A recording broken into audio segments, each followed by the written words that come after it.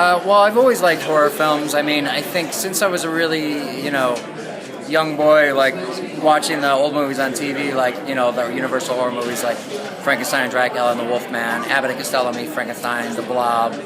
And then, sort of as I moved into my adolescence, the gorier ones like Romero's Dawn of the Dead and John Carpenter's The Thing.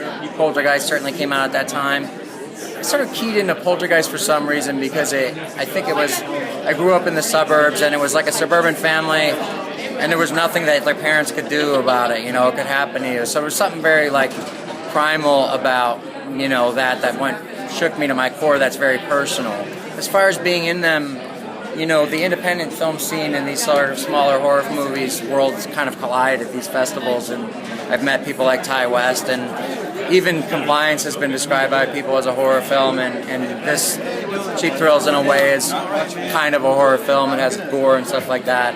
I don't know, I look at everything the same, acting is the same, as you would be in a comedy or a drama or whatever, but it's a real pleasure to sit in an audience with a horror movie because of the laughs and the screams and everything. It's like you're getting an immediate response. Like it's almost like I've done stand-up comedy and sketch comedy, like it's immediate gratification, and that's really satisfying.